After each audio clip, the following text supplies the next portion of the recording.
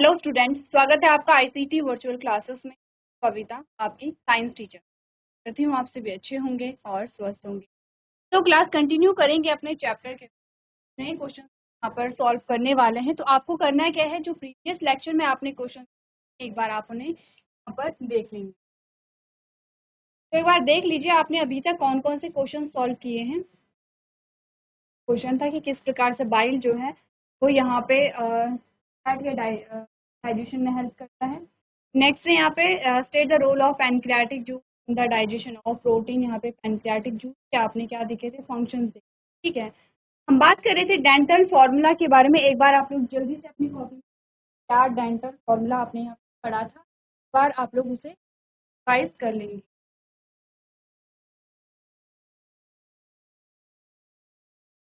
चलिए, dental formula जब हमने देखा था तो आपने कुछ चीजें यहाँ पे डिस्कस। अब हमने कहा था जब भी डेंटल फॉर्मूला होता है, सबसे पहले हम देखते हैं कि जो यहाँ पे कोई एडल्ट है, डेंटल फॉर्मूला आता है वो किस प्रकार से आता है। हमने कहा हम लिखते हैं 2 1 3 अपॉन 2 1। इसका क्या मतलब हुआ? इसका मतलब हुआ कि ये जो जॉ है, पूरा जॉ आपका आता है, जॉ यानी कि जबड़ा। हम कहें हमारे जो जॉ है, हमारा लोअर जॉ है, पूरा जो जबड़ा है, हमने कहा ये जो जबड़ा है इसके हम दो पार्ट कर लेते हैं, राइट और लेफ्ट में डिवाइड कर लेते हैं। जो सीक्वेंस दांत का यहाँ है वही सीक्वेंस दांत का यहाँ भी होता है। अब हमने कहा कि जो टीथ होते हैं टाइप्स ऑफ, चार प्रकार के दांत में हमने बोला इंसीजर होता है, कैनाइन होता है, मोलर होता है और मोलर होता है। ठीक है, अब हमने कहा इंसीजर कितना होता है, यहाँ पे 2 है। कैनाइन कितने हैं, यहाँ पे 1 है। प्रीमोलर कितने हैं, यहाँ पे 2 हैं। मोलर कितने हैं, यहाँ पे 3। सेम जो सीक्वेंस है वो यहाँ भी होगा। ठीक है, तो हम क्या करते हैं, एक पार्ट को लेकर करते हैं 1 2 3 अपॉन 2 1 2 3। मतलब है ये हम लोअर जॉ की बात कर रहे हैं, और सेम हमारा जो अपर जॉ है, आपका जो यहाँ पे क्या है, अपर जॉ है, लोअर जॉ है, और ये हमने कहा अपर जॉ है। ठीक है, अपर जॉ में भी आप इसी प्रकार से देख रहे हैं, इंसीजर है, कैनाइन है, प्रीमोलर है और मोलर है। इंसीजर कितने हैं, 2। कैनाइन कितना है, 1। प्रीमोलर कितने हैं, 2। एंड मोलर कितने हैं, 3। तो आपने बोला 2 1 2 3 अपॉन 2 1 2 3। आई आपके पास 2 1 2 3 अपॉन 2 1 2 3। यहाँ पर हमने कहा ये तो क्या है, एक पार्ट का यहाँ पर आपके पास आता है डेंटल फॉर्मूला। अगर हम पूरे का देखें, अगर आप इसे क्या करेंगे, काउंट करेंगे, सिंपली अगर आप इसे काउंट करेंगे, क्या चीजें आपके पास आई हैं। आपने कहा 2 3 2 5 और 3 8। कितने आए हैं यहाँ पे, और 8 ही कितने होंगे, नीचे भी होंगे। यानी कि अगर मैं देखूं मेरे बीचों बीच से एक साइड जो दांत है वो 8 है, यहाँ भी कितने हैं, 8 है। आपने कहा जो सीक्वेंस यहाँ पर है वो सीक्वेंस यहाँ पर भी है, तो आपने कहा दोनों साइड अगर हम देखें, 8/8 आया है, इंटू 2 कर दो। 2 क्यों इंटू कर दो, क्योंकि हमने कहा अगर हम एक साइड की बात करें तो एक साइड 8 है, तो दोनों साइड क्या होंगे, 8 इंटू 2 हो 16 होंगे, नीचे भी कितने होंगे, 16 होंगे। टोटल कितने आए हैं, 32 आए हैं। तो हम क्या कहते हैं, दांतों की हमारे शरीर में कितनी होती है। इतनी बात क्लियर है। डेंटल फॉर्मूला आप पढ़ते चले आ रहे हैं, इजी है और आपको ध्यान भी रखना है। ये अगेन आपके जनरल क्वेश्चन में भी आपसे पूछे जाते हैं, डेंटल फॉर्मूला क्या होता है।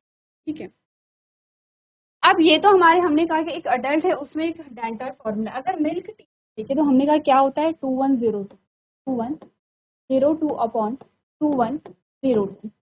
इस हिसाब से अगर हम देखें, इस हिसाब से अगर हम देखें तो कितने दांत हो रहे हैं अपने घर, 2 3 एंड 5। कितने हो रहे हैं, 5 हो रहे हैं। ठीक है, अब आपने कहा यहाँ पे जो टीथ है आपके 2102 आपके पास है। ठीक है, आपने कहा कि यहाँ पर जो डेंटल फॉर्मूला आप लगाएंगे, कौन सा लगाएंगे, ये वाला लगाएंगे जब मिल्क टीथ में। क्या डिफरेंस आपको दिखा है, डिफरेंस आपको जो ये देखिए, आपने कहा ये जो है ये है इंसीजर, ये जो है ये है कैनाइन, ये जो है यहाँ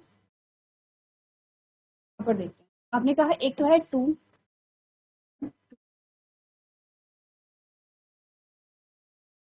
ये अडल्ट डेंटल फॉर्मूला की हम बात कर रहे हैं। ठीक है, ये क्या है, आपने कहा ये जो फॉर्मूला है यहाँ पर, जो डेंटल फॉर्मूला है वो परमानेंट टीथ के लिए है, जो एक अडल्ट में हम देखते हैं। आपने कहा कि जो फॉर्मूला है मिल्क टीथ के लिए, हमने कहा फॉर्मूला फॉर मिल्क टीथ, वो क्या है यहाँ पे 2102 अपॉन 2102, यही हमने देखा था। हमने कहा था ये कितना है 8 है, 8 अपॉन 8 है, इंटू हमने 2 कर देना है, इंटू हमने क्या कर देना है, तो ये चीज़ें हमने सॉल्व कर ली हैं। अब यहाँ पर हमने कहा कि ये जो है वो है आपका इंसीजर, ये जो है ये आपका कैनाइन है, ये आपका प्रीमोलर है, और ये आपका क्या है मोलर है। अगेन हमने कहा ये आपका क्या, ये आपका इंसीजर है, ये आपका कैनाइन है, ये आपका प्रीमोलर है, मोलर है। ठीक है, अब देखिए यहाँ पे डिफरेंस क्या है, इंसीजर का नंबर कितना है 2 है, यहाँ पे भी 2 है।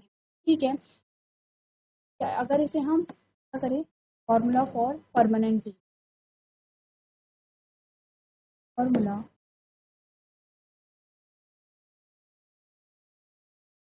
परमानेंट, ठीक है, हमने कहा यहाँ पर क्या है, नंबर ऑफ इंसीजर क्या है दोनों में इक्वल है, नंबर ऑफ कैनाइन दोनों में क्या है इक्वल है। अब आते हैं प्री मोलर पे, प्री मोलर यहाँ पे 2 है, यहाँ पे प्री मोलर कितने हैं 0।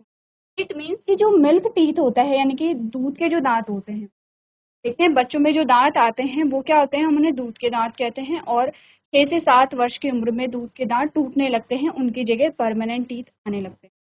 इट मीन्स कि वहाँ पर प्रीमोलर नहीं होते हैं। ठीक है, एक तो डिफरेंस ये है। हमने कहा मोलर यहाँ पे 3 है, और यहाँ पे मोलर का जो नंबर है वो कितना है, यहाँ पे 2 है। तो यहाँ पर 2 डिफरेंस आपके पास आते हैं, मिल्क टीथ और परमानेंट है। अब इस डिफरेंस के बेसिस पे हम देखें, इस डिफरेंस के बेसिस पे अगर हम देखें तो आपको क्या देखने को मिला, देखिए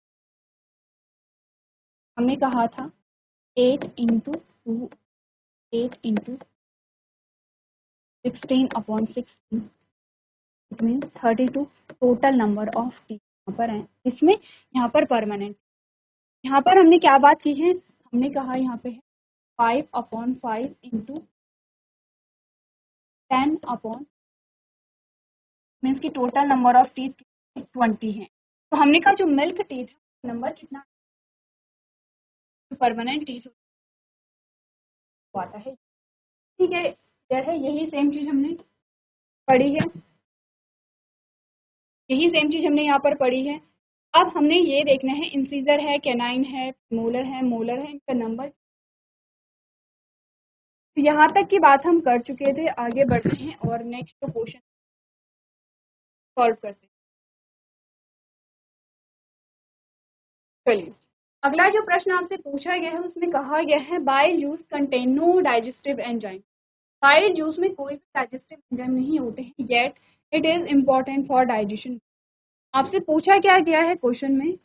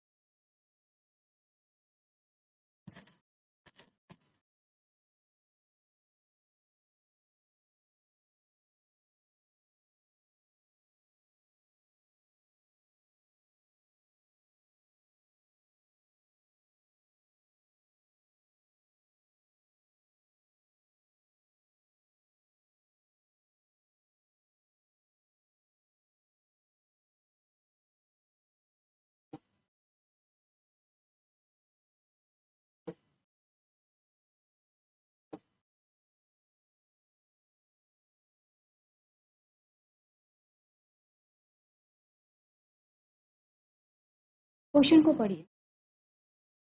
सबसे पहले तो आपको स्टेटमेंट जिसमें आपको एक इंफॉर्मेशन दी गई है कि पित्त रस में पाचक एंजाइम नहीं होते। ये चीज़ तो ये है कि पित्त रस जो है उसमें पाचक एंजाइम नहीं होते हैं। दूसरी चीज़ जो आपको बताई गई है वो ये है कि फिर भी ये पाचन के लिए महत्वपूर्ण है। ये क्या है, डाइजेशन के लिए इम्पोर्टेंट है। क्यों ऐसा क्यों होता है, ऐसा क्या है इसमें, या ऐसा क्या फंक्शन है इसका कि ये क्या होता है, डाइजेशन के लिए इम्पोर्टेंट होता है। सॉल्यूशन आपके पास जो आता है। चलिए, तो हमने क्या बात की है यहाँ पे, जब पित्त रस है उसमें पाचक एंजाइम नहीं, फिर भी ये डाइजेशन के लिए इम्पोर्टेंट होते हैं। क्यों? का आंसर आपके पास आता है। क्या बताया गया है? आपने कहा bile juice is important for digestion. हमें इंफॉर्मेशन दी गई है कि बाइल जूस तो डाइजेशन के लिए इम्पोर्टेंट। कैसे इम्पोर्टेंट है? आपने कहा it is a digestive juice that is produced by liver. ये क्या है? पाचक रस है जो कहाँ से प्रोड्यूस होता है? यहाँ पे लिवर से होता है। ठीक है, ये क्या होता है? लिवर से, यानी कि आपके यकृत से क्या होता है? प्रोड्यूस होता है। Even though it has no digestive enzymes, it has a critical role to play in fat digestion। आपने कहा इसमें क्या आता है? यहाँ पे पाचक रस नहीं हो, पाचक एंजाइम नहीं होते हैं, लेकिन फिर भी ये इंपॉर्टेंट होता है। आपको ध्यान होगा जब हमने बाइल का एक्शन पढ़ा था तो हमने कहा था बाइल क्या कर रहा है? फैट ग्लोब्यूल्स को कॉम्प्लेक्स ग्लोब्यूल से यहाँ पे सिंपलर ग्लोब्यूल्स में तोड़ रहा है। ठीक है, तो आपने कहा कि ये स्मॉलर मॉलिक्यूल्स में जब इसे कन्वर्ट करता है, इससे क्या होगा? जो फैट मॉलिक्यूल्स हैं जब वो सिंपल मॉलिक्यूल्स में कन्वर्ट हो जाते हैं तो जो पैनक्रियाटिक जूस वो इजीली क्या कर सकते हैं? अब फैट का डाइजेशन कर सकते हैं।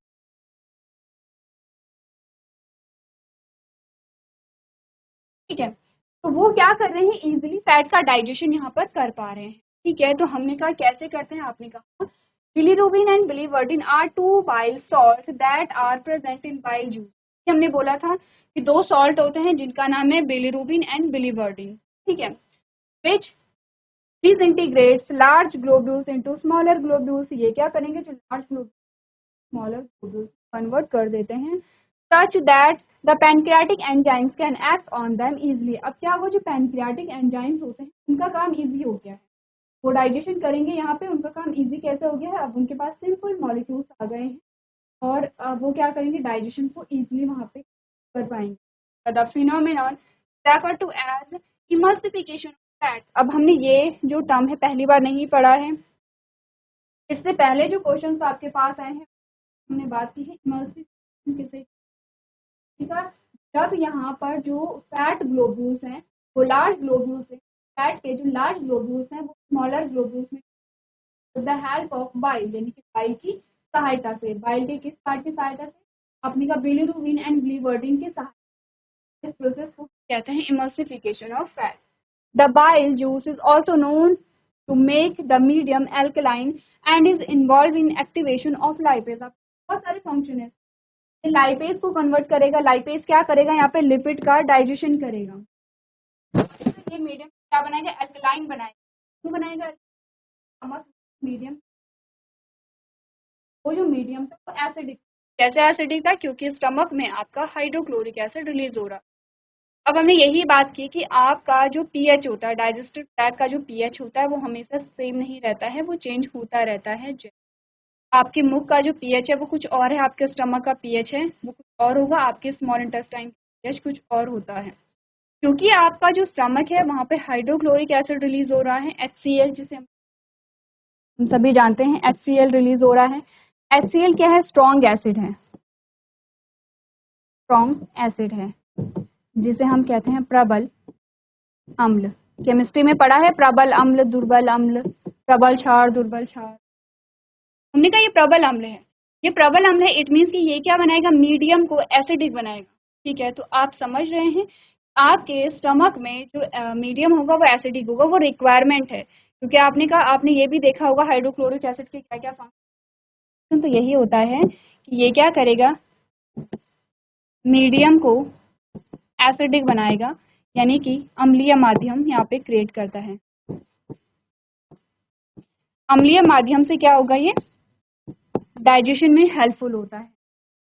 अब आपने कहा जब यहाँ पे फूड स्मॉल इंटेस्टाइन में आ गया है, क्योंकि ध्यान रखिए तो आपका बाइल है वो प्रोड्यूस कहाँ से हो रहा है?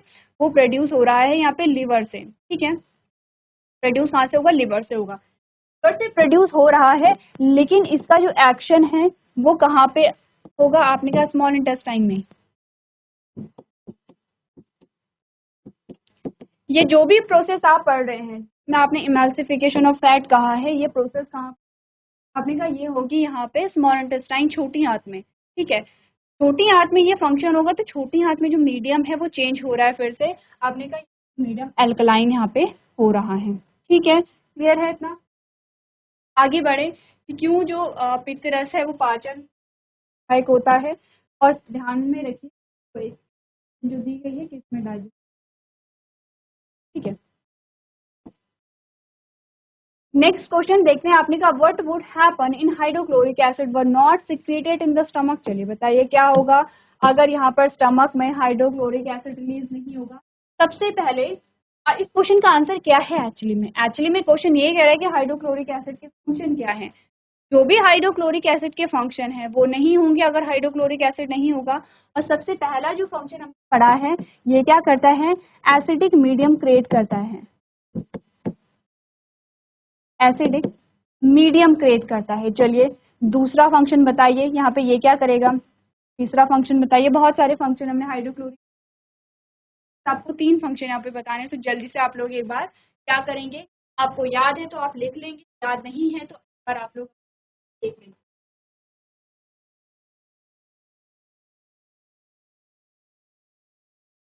चलिए तो अगर हम हाइड्रोक्लोरिक एसिड के फंक्शन आपने देख लिए होंगे तो हम यहाँ पर ये करेंगे कि इनके फंक्शन देखते हैं। पहला तो हमने देख लिया है, पहला हमने बोला है ये क्या करेगा, एसिडिक मीडियम बनाता है। दूसरा इसका काम है ये क्या करेगा, पेप्सिनोजेन को पेप्सिन में कन्वर्ट करता है। कौन, हाइड्रोक्लोरिक एसिड। क्यों, क्योंकि पेप्सिनोजेन क्या है, इनएक्टिव फॉर्म है, और पेप्सिन क्या है यहाँ पे, एक्टिव फॉर्म है। ठीक है, तो हम कह सकते हैं अब क्या करेगा, पेप्सिन के फंक्शन क्या होते हैं, एक तो ये प्रोटीन का डाइजेशन करता है। ठीक है, दूसरा जो अदर एंजाइम्स होते हैं उनको क्या करता है, ये एक्टिवेट करता है। दूसरे जो एंजाइम होते हैं उनको क्या करेगा, पेप्सिन एक्टिवेट करता है। तो पेप्सिन पहले खुद एक्टिव होगा with the help of hydrochloric acid. तीसरा आपने का जो हार्मफुल जो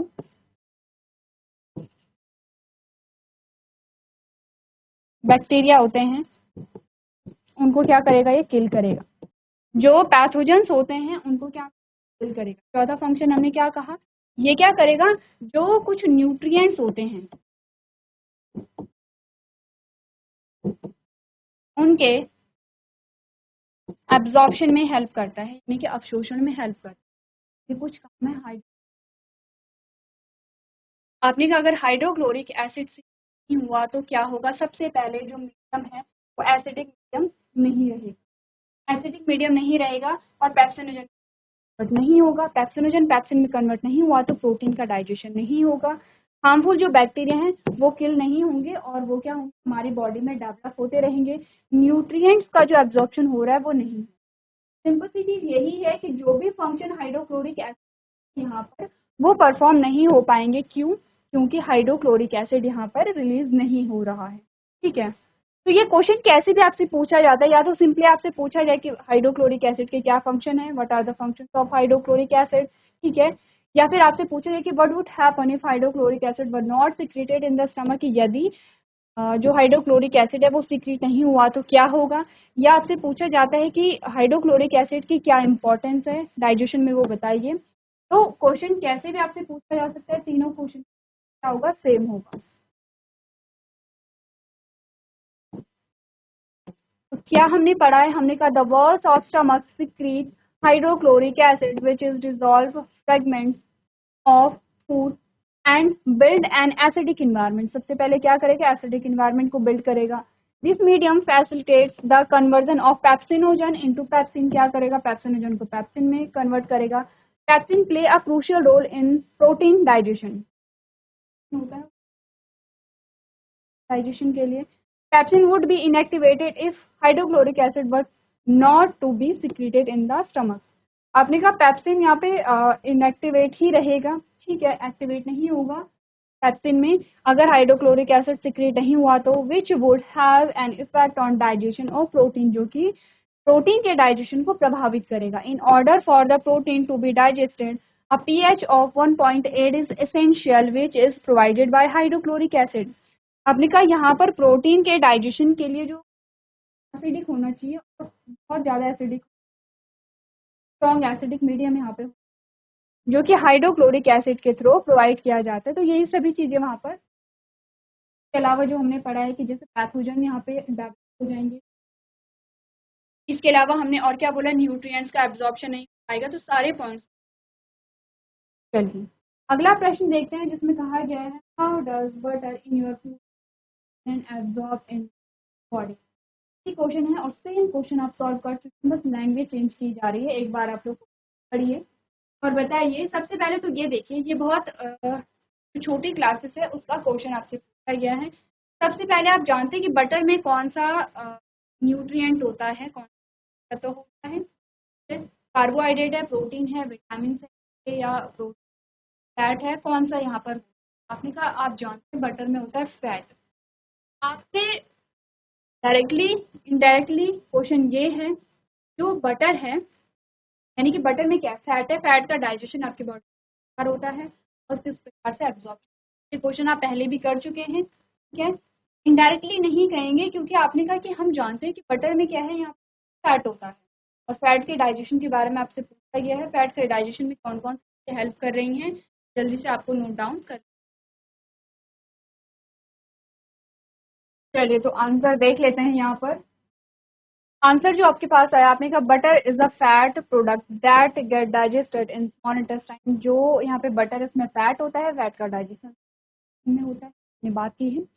after the process of emulsification of fat, ध्यान दीजिए कि इमल्सिफिकेशन के प्रोसेस के बाद की बात की गई है। इट मीन्स कि इमल्सिफिकेशन में क्या हो रहा है, जो बाइल है, बाइल में जो बिलिवर्डिन जो यहाँ सॉल्ट है वो क्या कर रहे हैं, फैट के लार्ज ग्लोब्यूल्स को स्मॉल ग्लोब्यूल्स में कन्वर्ट कर रहे हैं as process of emulsification of fat, that is known as emulsification। Fat का इमल्सिफिकेशन कहते हैं। अब क्या हो गया है, जो फैट का इमल्सिफिकेशन, इट मीन्स कि जो फैट के जो लार्ज ग्लोब्यूल्स में हो गए हैं। The pancreatic juice contain a pancreatic lipase and the intestinal juice contain intestinal lipase. Pancreatic juice में क्या होगा, यहाँ पे पैनक्रियाटिक लाइपेज, लाइपेज क्या करता है बोला था, ध्यान रखिए बहुत बार हमने बात की है। लाइपेज क्या करेगा, डाइजेशन ऑफ लिपिड, लिपिड का क्या करेगा, डाइजेशन करेगा। लिपिड इट मीन्स हम बात कर रहे हैं फैट के बारे में, ठीक है। अब आपने कहा कि जो पैनक्रियाटिक जूस है उसमें क्या होगा, पैनक्रियाटिक लाइपेज होगा। जो इंटेस्टाइनल जूस है उसमें क्या होगा, इंटेस्टाइनल लाइपेज होगा। तो हमने कहा the pancreatic juice containing pancreatic lipase and the intestinal juice containing intestinal lipase hydrolyses the molecules of fat into diglyceride, triglyceride and monoglyceride. अब आपने कहा इससे क्या किया जाएगा, हाइड्रोलाइज किया जाएगा, जिसमें diglyceride, triglyceride and monoglyceride and finally into fatty acid and glycerol. ये क्या है, सबसे सिंपल फॉर्म होंगी किसकी, फैट की। जैसे कार्बोहाइड्रेट में आपने कहा कि यहाँ पे आपके पास क्या आते हैं, मोनोसेकेराइड, डाइसेकेराइड, पॉलीसेकेराइड आते हैं। फैट में हम क्या बात करते हैं, डाइग्लिसराइड एंड एट लास्ट आपके पास जो सिंपल फॉर्म आती है वो फैटी एसिड एंड ग्लिसरॉल है। तो क्या आपको बता रहे हैं कि फैट जो है वो पैनक्रियाटिक लाइपेज के द्वारा ट्राइग्लिसराइड एंड डाइग्लिसराइड में कन्वर्ट होता है। मोनोग्लिसराइड एंड डाइग्लिसराइड क्या होते हैं, फिर से ग्लिसरॉल एंड फैटी एसिड में कन्वर्ट होते हैं और यहाँ पर जो फैट है उसका डाइजेशन जो है वो हो जाता है। तो इजी है चीज़ें, आपके पास क्वेश्चन इसी प्रकार से आते हैं, रिपीटेड क्वेश्चन आते हैं और लैंग्वेज चेंज की जाती है। अगर आपके कॉन्सेप्ट क्लियर है तो आप हर एक क्वेश्चन को यहाँ पे सॉल्व कर पाएंगे। तो चलिए आज के सेशन में हम इतना ही करेंगे। अभी तक क्लास में बने रहने के लिए आपका